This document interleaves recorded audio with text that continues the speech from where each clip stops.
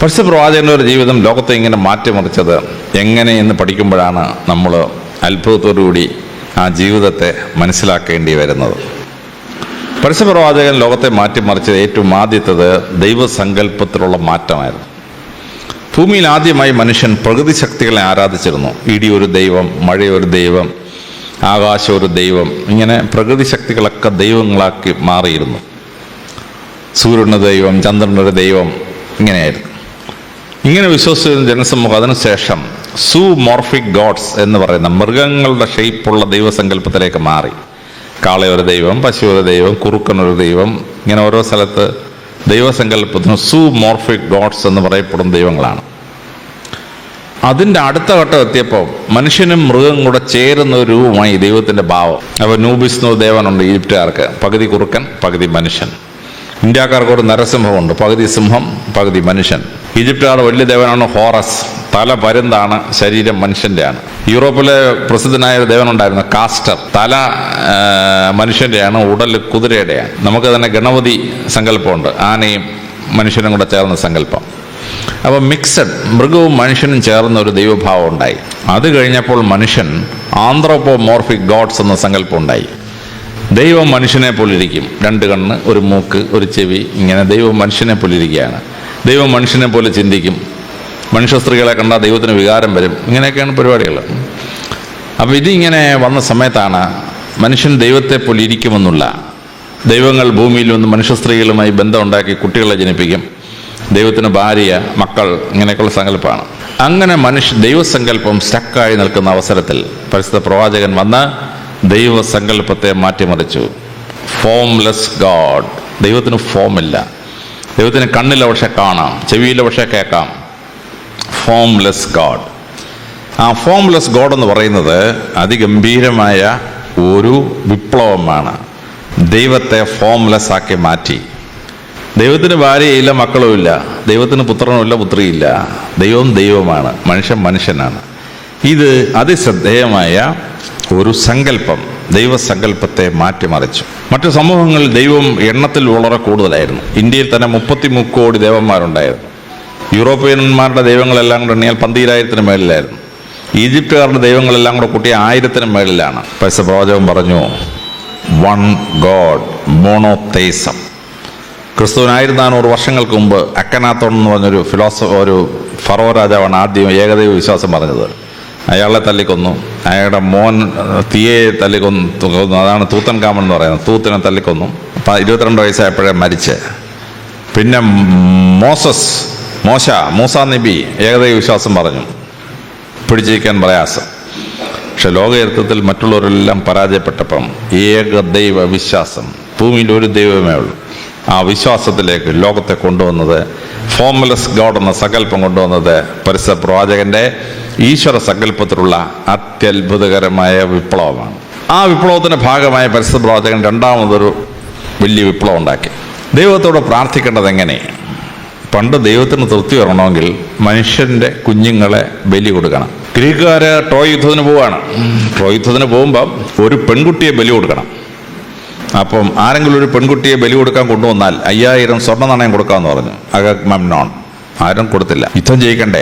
അഗമെമ്നോൺ എന്ത് ചെയ്തു? തൻ്റെ സ്വന്തം മകൾ 13 വയസ്സുള്ള ഇഫിജീനിയ എന്ന് പറയുന്ന പെൺകുട്ടിയെ, ആ പെൺകുട്ടി ഹൈഡ്ര എന്ന ആ കുട്ടിക്ക് വേറൊരു പേരുണ്ട്, ആ കുട്ടിയെ കൊണ്ടുവന്നും വെട്ടി ഞുറുക്കി ദൈവത്തിന് ബലി കൊടുത്തു. പോയി ട്രോയ് യുദ്ധം ജയിച്ചു.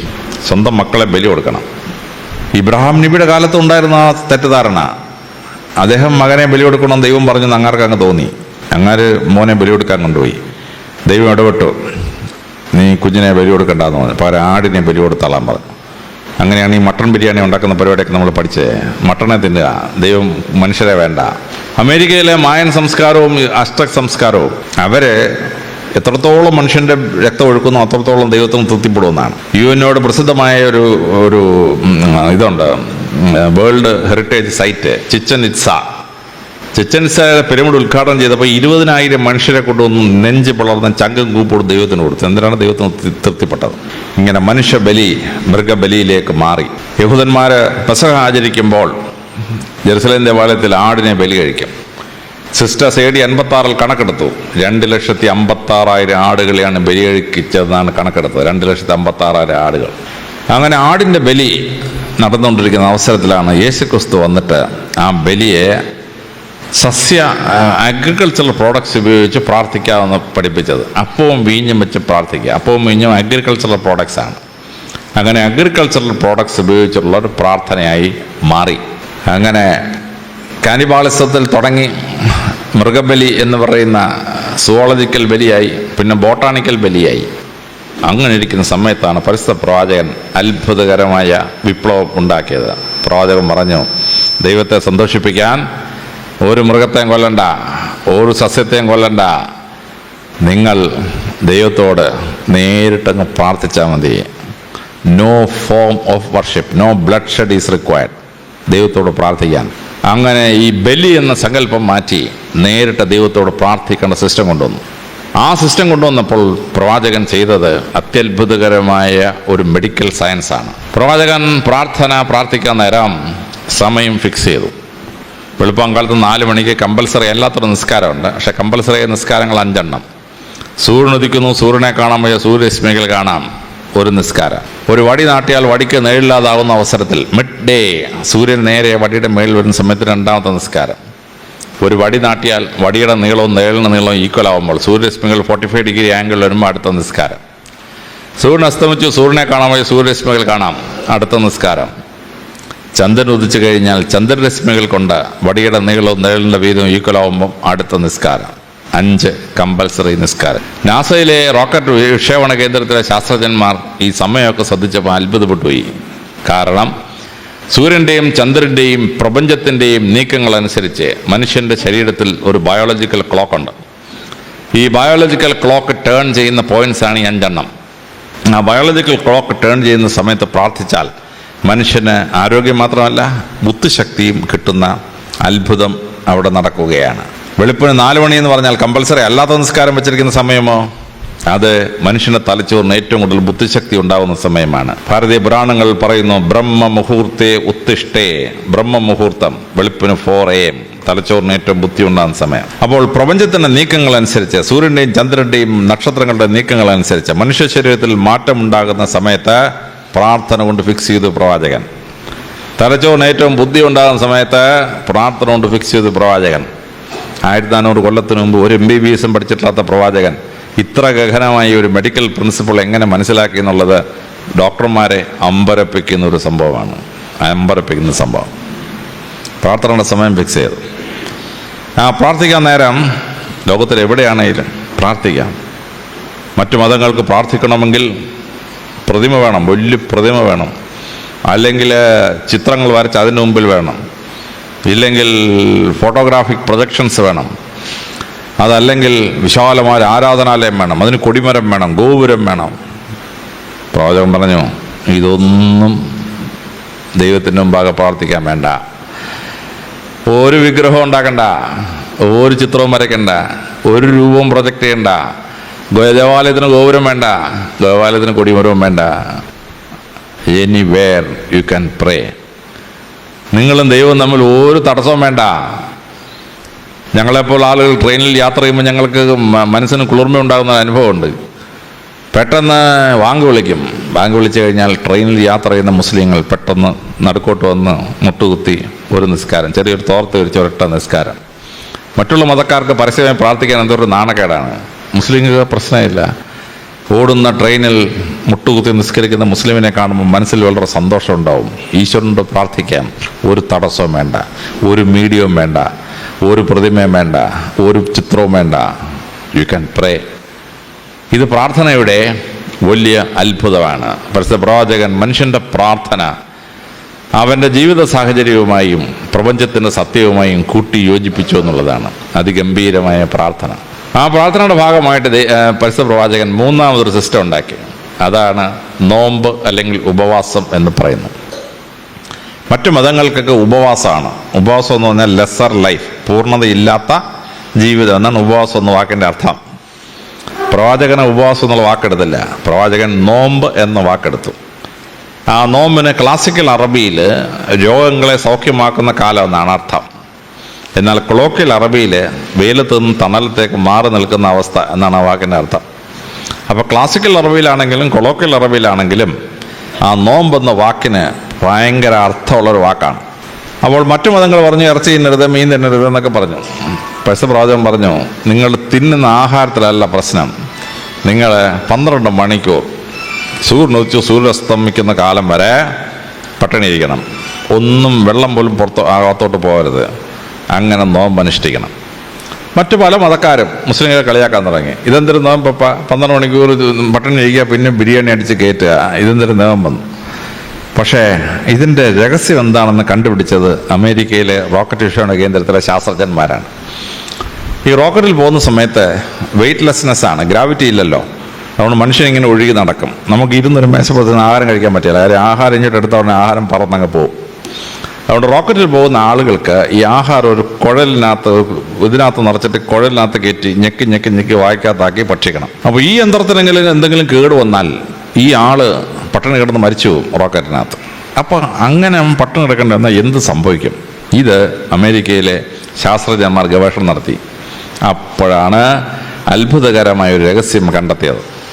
11.5 മണിക്കൂർ ഒരു മനുഷ്യൻ പട്ടിണി ഇരുന്ന് കഴിഞ്ഞാൽ അവൻ്റെ തലച്ചോറ് കുടലിലേക്കൊരു സന്ദേശം അയക്കും.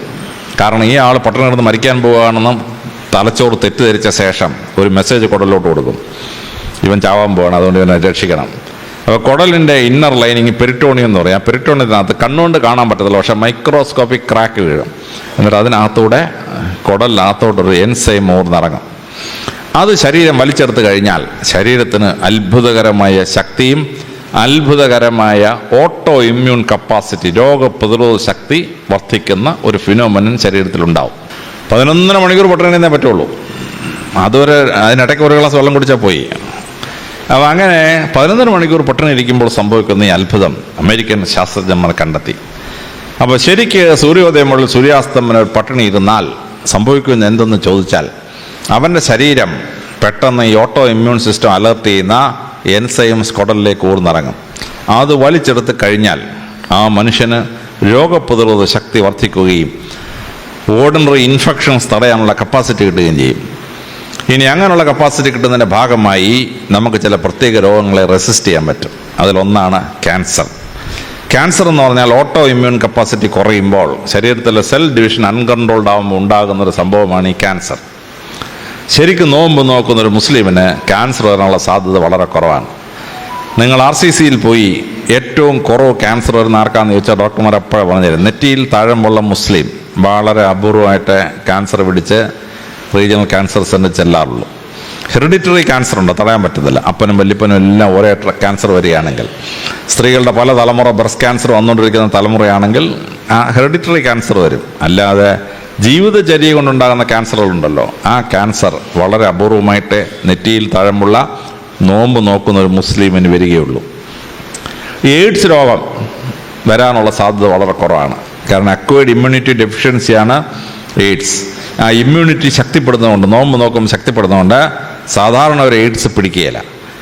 എന്ന് പറഞ്ഞ് മോശം പെണ്ണുങ്ങളോടൊക്കെ പോയാൽ പിടിക്കുകയോ അത് വേറെ കാര്യമെങ്കിലും, ഈ അല്ലാതുള്ള എയ്ഡ്സ് ഉണ്ട്, ഈ ഇമ്മ്യൂണിറ്റി കുറഞ്ഞുണ്ടാകുന്ന എയ്ഡ്സ്, ആ എയ്ഡ്സ് ഉണ്ടാവില്ല നോമ്പ് നോക്കുന്ന ഒരു മുസ്ലിമിന്.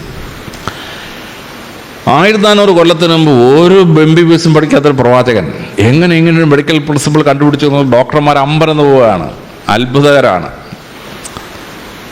എൻ്റെ വീട്ടിൽ എൻ്റെ ഭാര്യ കറക്റ്റ് റംസാൻ നോമ്പ് നോക്കും. മുസ്ലിമൊന്നുമല്ല, സത്യക്രിസ്ത്യാനിയാണ്. എൻ്റെ അനിയൻ ജേക്കബ് എഞ്ചിനീയറാണ്, നല്ല പോലെ റംസാൻ നോമ്പ് നോക്കും. എൻ്റെ അനുജൻ്റെ ഭാര്യ MD ഡോക്ടറാണ്, തിരുവനന്തപുരം സെക്രട്ടറിയിലെ ചീഫ് മെഡിക്കൽ ഡോക്ടറാണ്, പക്ഷേ കറക്റ്റായിട്ട് റംസാൻ നോമ്പ് നോക്കും. അപ്പോൾ എൻ്റെ ഭാര്യയും എൻ്റെ അനിയനും എൻ്റെ സിസ്റ്ററിലൊക്കെ നോമ്പ് നോക്കുന്നത് അതിൻ്റെ മെഡിക്കൽ തത്വം മനസ്സിലാക്കിയതുകൊണ്ടാണ്. മുസ്ലിങ്ങൾ ആഘോഷിക്കുന്ന സമയത്ത് തന്നെ അവരും നോമ്പ് ആചരിക്കാം. എനിക്കിത് ആചരിക്കണമെന്ന് ആഗ്രഹമുണ്ട്, പക്ഷേ 2-3 ദിവസം പിടിച്ചിരിക്കും. 4-ാം ദിവസം ഞാൻ കഴിച്ചു, എന്നെ കൊണ്ട് നിവർത്തിയില്ല. 12 മണിക്കൂർ പട്ടിണി ഇരിക്കാൻ വയ്യ. പക്ഷേ അതിൻ്റെ മെഡിക്കൽ പ്രിൻസിപ്പിള് വളരെ ശ്രേഷ്ഠമാണ്. ഒരുപാട് ഹിന്ദുക്കളും മുസ്ലിങ്ങളും റംസാൻ നോമ്പ് നോക്കുന്നുണ്ട്. അതിൻ്റെ മെഡിക്കൽ പ്രിൻസിപ്പിൾ മനസ്സിലാക്കിയിട്ട് നടക്കുന്നൊരു സംഭവമാണ്. അപ്പോൾ പ്രാർത്ഥനയുടെ ഭാഗമായി നോമ്പ് ഫിക്സ് ചെയ്തപ്പോൾ പ്രവാചകൻ അത്ഭുതകരമായൊരു പ്രിൻസിപ്പിൾ അതിൻ്റെ ഭാഗമായി ചേർത്ത് നമുക്ക് തന്നിരിക്കുകയാണ്. ഈശ്വര വിശ്വാസവും പ്രാർത്ഥനയും വളരെ സിംപിളിസ്റ്റിക്കായി മനുഷ്യനും ദൈവവും തമ്മിലുള്ള ബന്ധമായി വ്യാഖ്യാനിച്ച് വിപ്ലവകരമായ മാറ്റം വരുത്തി പ്രവാചകൻ. നാലാമതായി പ്രവാചകൻ ചെയ്തത് മതപരമായ ആഘോഷങ്ങൾക്ക് കൊടുത്ത രൂപാന്തരമാണ്. ആണ്ടിൽ 2 ഈദ് വരും.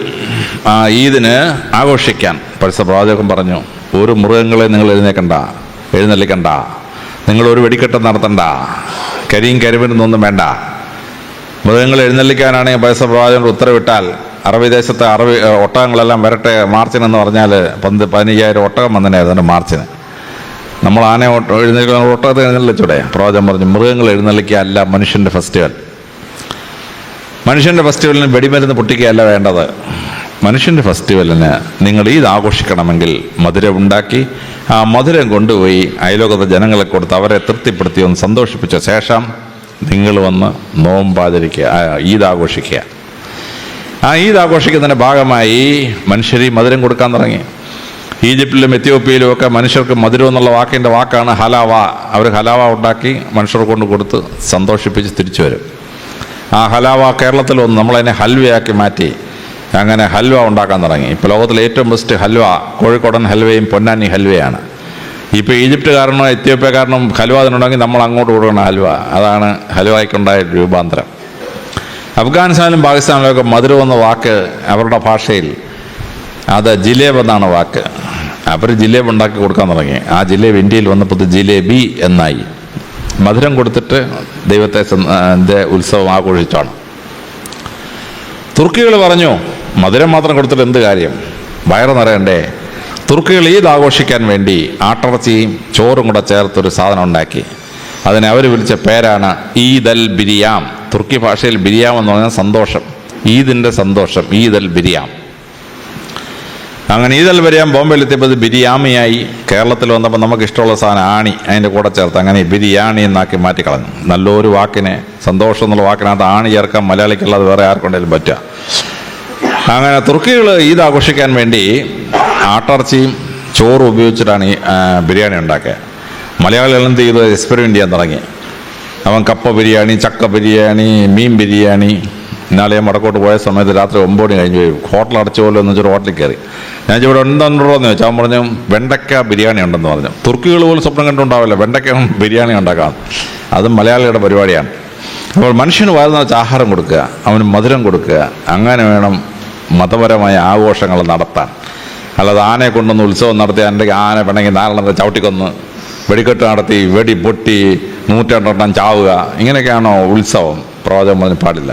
മതപരമായ ഉത്സവം മനുഷ്യനെ സന്തോഷിപ്പിക്കുന്ന, അവൻ്റെ ആഹാരം പരിപോഷിപ്പിക്കുന്ന ഒന്നായിരിക്കണം ആഘോഷം. ഈദ് ആഘോഷിക്കാൻ വേണ്ടി പരിശുദ്ധ പ്രവാചകൻ 12 നിയമം ഉണ്ടാക്കി.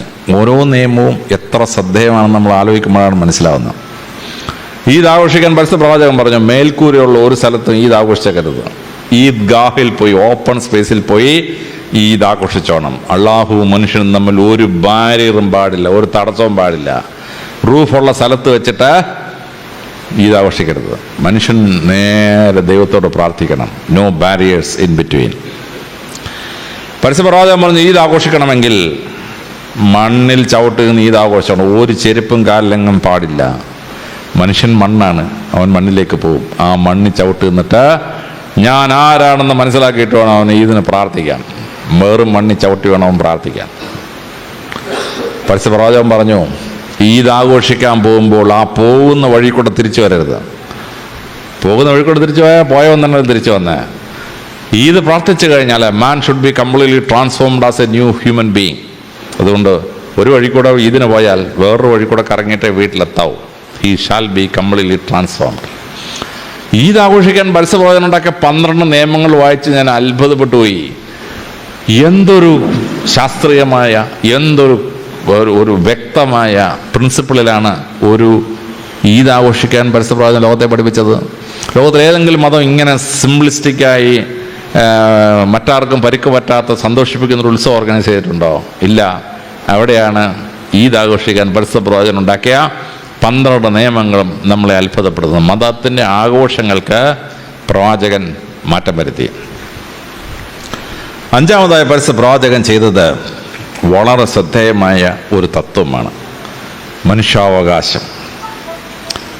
മനുഷ്യനായി ഭൂമിയിൽ മറ്റുള്ളവരെ കാണണം, ഉച്ചനീചത്വങ്ങൾ പാടില്ല. പരിശുദ്ധ പ്രവാചകൻ ആ മനുഷ്യത്വം എന്താണെന്ന് ലോകത്തെ പഠിപ്പിച്ചു. പരിശുദ്ധ പ്രവാചകൻ ശിഷ്യന്മാരിങ്ങനെ ഇരിക്കുമ്പോൾ ഒരു യഹൂദൻ മരിച്ചവൻ്റെ ഡെഡ് ബോഡി ഇങ്ങനെ വരികയാണ്. പരിശുദ്ധ പ്രവാചകൻ നേരെ പോയി തലക്കെട്ടെടുത്ത് മാറ്റി അതിനെ വണങ്ങി ശേഷം തിരിച്ചു വന്നു. അബൂബക്കർ ഒന്നാമത്തെ ഖലീഫയാണ്. അദ്ദേഹം ചോദിച്ചു, എന്ത് കാണിച്ച അതൊരു യഹൂദൻ്റെ ഡെഡ് ബോഡിയല്ലേ, അതിനെ പോയി വന്ദിക്കുമോ? പരിശുദ്ധ പ്രവാചകൻ പറഞ്ഞു, അബൂബക്കറെ, അതൊരു യഹൂദൻ്റെ ഡെഡ് ബോഡി അല്ല, ഒരു മനുഷ്യൻ്റെ ശവശരീരമാണ്, അതിനെ ബഹുമാനിക്കണം. അതാണ് നിങ്ങൾ ചെയ്യേണ്ടത്, മനുഷ്യനെ ബഹുമാനിക്കണം. ഇന്നൊരു ശവശരീരം പോകുമ്പോൾ ഒരു സബ് ഇൻസ്പെക്ടർ വണ്ടിയും കൊണ്ട് വന്നാൽ സബ് ഇൻസ്പെക്ടർ വണ്ടി നിർത്തി ഇറങ്ങി അതിന് ഉപചാരം അർപ്പിക്കും. വെട്ടി ഞുറുക്കി ഒരു ശരീരം കിടക്കുകയാണ്, ഞങ്ങളവിടെ പോയി ഇൻക്വസ്റ്റും പോസ്റ്റ്മോർട്ടം ചെയ്യാൻ ചെല്ലുമ്പോൾ ആദ്യം ഞങ്ങൾ തൊപ്പി പൊക്കി ബോഡിയെ വന്നിച്ച ശേഷം തിരിച്ച് തൊപ്പി വെച്ചിട്ടേ തുടങ്ങുള്ളൂ പരിപാടി. ശവശരീരത്തെ വന്നിക്കാൻ പോലീസിനെ പഠിപ്പിച്ചത് പരിശുദ്ധ പ്രവാചകനാണ്. പരിശുദ്ധ പ്രവാചകൻ തലക്കെട്ടെടുത്ത് ശവത്തെ വന്നിച്ചതാണ് പോലീസിനെ പഠിപ്പിച്ച സംഭവം. ബാച്ചുകളായുള്ള സബ് ഇൻസ്പെക്ടർമാർക്ക് ഞാൻ ക്ലാസ് എടുക്കുമ്പം ശവശരീരത്തെ വന്നിക്കാൻ പ്രവാചകൻ പഠിപ്പിച്ച എങ്ങനെയാണെന്ന് ഈ കേരളത്തിലെ മുഴുവൻ SI-മാരെ ഞാൻ ക്ലാസ് എടുത്തിട്ടുണ്ട്. ശവശരീരത്തെ വന്നിക്കണം. മരിച്ചു കഴിഞ്ഞാൽ പോലും മനുഷ്യാവകാശങ്ങൾ അവർക്ക് ഉറപ്പുള്ളതാണ്. പരിശുദ്ധ പ്രവാചകനെ അദ്ദേഹത്തിൻ്റെ അമ്മയുടെ വീട്ടിൽ പോയി പ്രവാചകൻ, അമ്മ വീട്ടുകാരെല്ലാം കൂടെ കല്ലെറിഞ്ഞ് പ്രവാചകന് പരിക്ക് പറ്റി, രക്തം ഒലിച്ചുകൊണ്ടൊരു മരത്തിന് ചോട്ടിപ്പോയി നിൽക്കുകയാണ് പ്രവാചകൻ. അപ്പോൾ ദൈവത്തിൻ്റെ മാലാഖ പ്രത്യക്ഷപ്പെട്ടു. പ്രവാചക, ഇവരെ അങ്ങ് സംഹരിച്ചേക്കട്ടെ എന്ന് ചോദിച്ചു. പ്രവാചകൻ പറഞ്ഞു, അള്ളാഹു അങ്ങ് പരമകാരുണികനാണ്, അങ്ങ് കരുണയാണ് കാണിക്കേണ്ടത്. ഇവർക്കിപ്പോൾ ഞാൻ പ്രസംഗിക്കുന്നത് മനസ്സിലാവുന്നില്ല, അതുകൊണ്ട് അവരെന്നെ കല്ലെറിഞ്ഞെന്നുള്ളേ ഉള്ളൂ. ഏതാനും വർഷത്തിന് ശേഷം അവർക്ക് സത്യമൊക്കെ മനസ്സിലാവും, അവരിഞ്ഞ് വന്നോളൂ എന്ന് പറഞ്ഞു. മാലാഖ ചോദിച്ചപ്പോൾ സാധാരണ മനുഷ്യനാണെങ്കിൽ അവന്മാരെല്ലാം ഒന്ന് ശരിയാക്കേക്കാൻ പറഞ്ഞതായിരുന്നു. പ്രവാചകൻ പറഞ്ഞു, നോ, പരമാവനായ അള്ളാഹു കരുണ വേണം മനുഷ്യനോട് കാണിക്കാൻ. അവർ കുറച്ച് കഴിയുമ്പോൾ സത്യം മനസ്സിലാവുമ്പോൾ തിരിച്ചു വന്നോളും, മനുഷ്യത്വപരമായി അവരോട് ഡീൽ ചെയ്യാൻ പറഞ്ഞു.